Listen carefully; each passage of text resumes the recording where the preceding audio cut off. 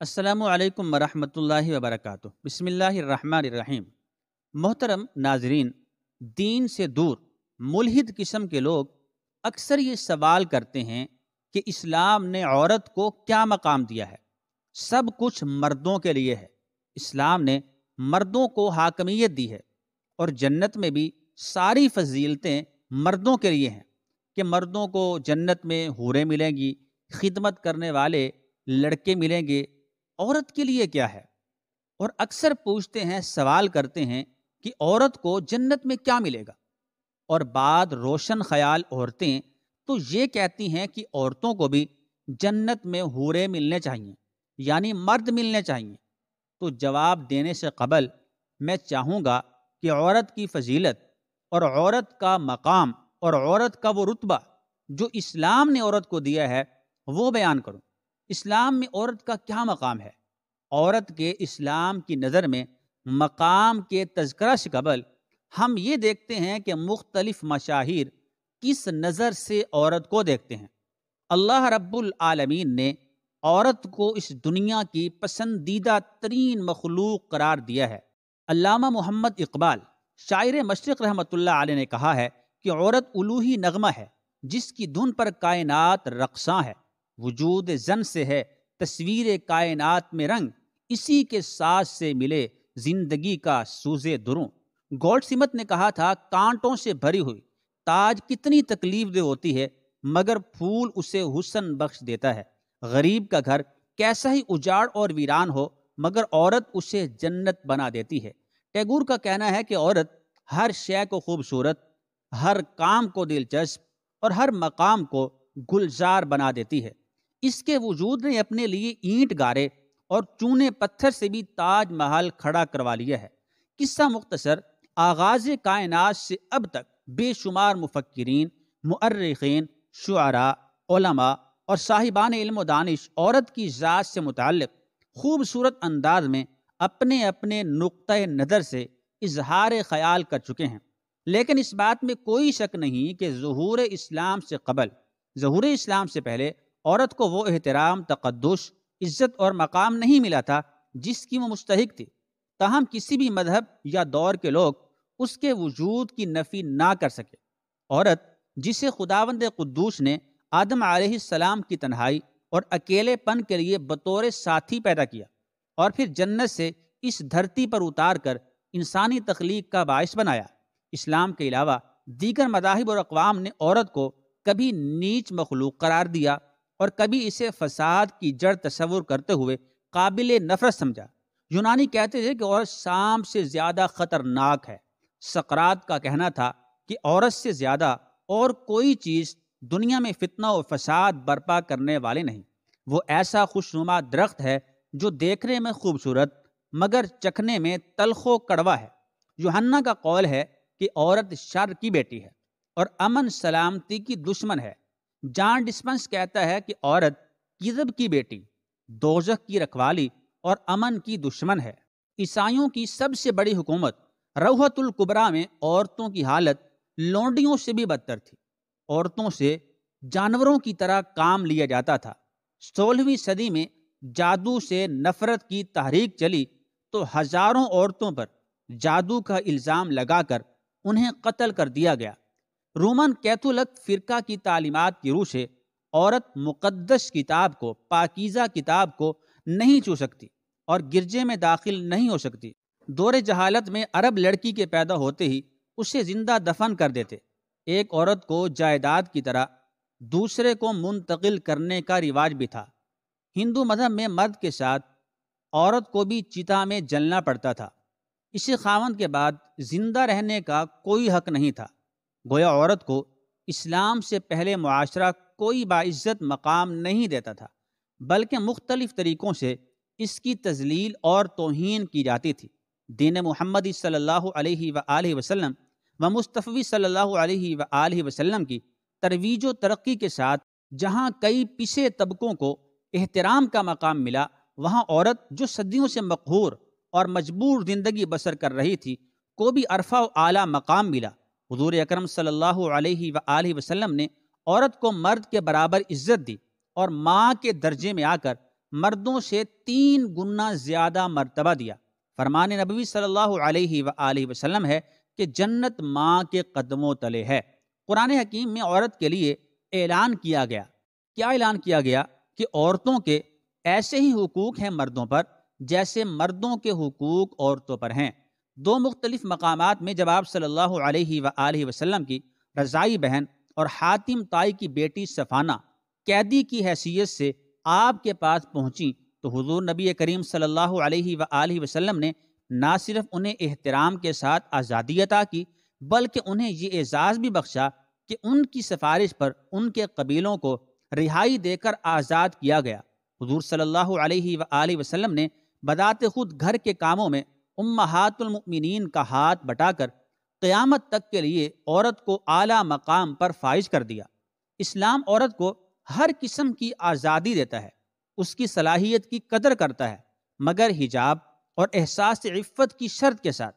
اسلام نے عورت پر سب سے بڑا احسان یہ کیا ہے کہ اس نے ان کی حیثیت جو کہ رومیوں، یونانیوں، بابلیوں اور قدیم عیسائیوں کے زیر اثر کم تر چلی آ رہی تھی، اس کا مکمل خاتمہ کیا۔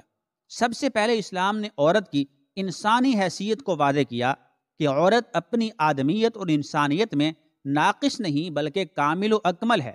قرآن حکیم میں ارشاد باری تعالی ہے کہ ہم نے سب کو ایک مرد اور ایک عورت سے پیدا کیا، اور اسلام ہی وہ واحد مذہب ہے جہاں ماں کی خدمت کو جہاد پر ترجیح دی گئی۔ بیویوں کے بارے میں کہا گیا کہ خانہ آبادی کی بنیاد میں اور رزق ان کے نیک قوموں سے بڑھتا ہے۔ گویا عورت کے ساتھ مرد کے جتنے بھی رشتے ہو گئے ہیں، اسلام ہی نے سب میں عظمت اور محبت کی شان پیدا کی، یعنی ان کو ماں، بہن، بیوی، بیٹی کا معزز اور اعلیٰ مقام دے کر نہ صرف اس کا تقدس بحال کیا بلکہ معاشرے کی سب سے معزز ترین مخلوق قرار دیا۔ قارئین کرام، آج ہماری یہ صنف نازک مغربی ثقافت کی یلغار میں جس طرح سے کھو چکی ہے، فحاشی، عریانی، بے حیائی کا سبب بن رہی ہے۔ ہمیں چاہیے کہ ہم اپنی اولادوں کی تربیت ایسے خطوط پر کریں کہ ہماری بیٹیاں، بہنیں اور مائیں جن مغربی ضابطوں پر فخر کر رہی ہیں وہ فلاح کا راستہ نہیں بلکہ سیدھا جہنم کی طرف لے جانے والا ہے، اور اس راستے سے ہم نے قرآنی تعلیمات اور سنت نبوی صلی اللہ علیہ وآلہ وسلم سے آگاہی دے کر اور رہنمائی لے کر اپنے خوبصورت رشتوں کے تقدس کو پامال ہونے سے بچانا ہے۔ اب آتے ہیں اس سوال کی طرف کہ جنت میں عورتوں کو کیا ملے گا، اور بعض دین سے دور اور روشن خیال عورتیں یہ کہتی ہیں کہ جس طرح مردوں کو حوریں ملیں گی جنت میں تو اسی طرح عورتوں کو بھی مرد ملنے چاہیے۔ تو دیکھیے، یہ بات عورت کی عزت کے خلاف ہے، عورت کی شان کے خلاف ہے، وقار کے خلاف ہے۔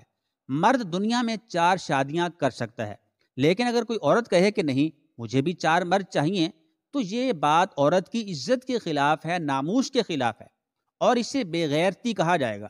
تو پہلا جواب تو یہی ہے کہ عورتوں کو جنت میں مرد نہیں ملیں گے، مردوں کو البتہ ہاں حوریں ملیں گے۔ اب آتے ہیں دوسرے جواب کی طرف کہ آخر عورتوں کو جنت میں خاص طور پر کیا ملے گا، کون سی ایسی نعمت ملے گی جو خاص ہوگی۔ آئیے سماعت فرمائیں۔ حضور سرور کائنات صلی اللہ تعالی علیہ وآلہ وسلم پر جب سورہ رحمان نازل ہوئی اور سورہ رحمان کے اندر اللہ رب العالمین نے جنت کا تذکرہ فرمایا اور جنت کی حوروں کا ذکر فرمایا۔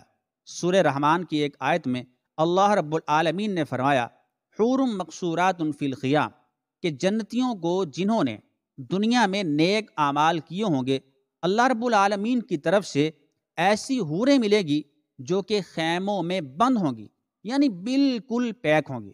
اور اسی سورہ رحمان کے اندر ایک دوسرے مقام پر اللہ رب العالمین نے ارشاد فرمایا لم یطمثہن انس قبلہم ولا جان۔ مفہوم یہ ہے کہ جنتیوں کو ایسی حوریں ملیں گی جو ایسی پاکیزہ اور مطہر ہوں گی کہ کسی جن نے اور کسی انسان نے ان کو چھوا تک نہیں ہوگا۔ آپ صلی اللہ تعالی علیہ وآلہ وسلم کی ازواج مطہرات میں سے حضرت سیدہ ام سلمہ رضی اللہ تعالی عنہا نے جب یہ سورت پڑھی اور اس سورت میں حوروں کا تذکرہ پڑھا تو رسول اللہ صلی اللہ تعالی علیہ وآلہ وسلم کی خدمت میں حاضر ہو کر سوال فرمایا۔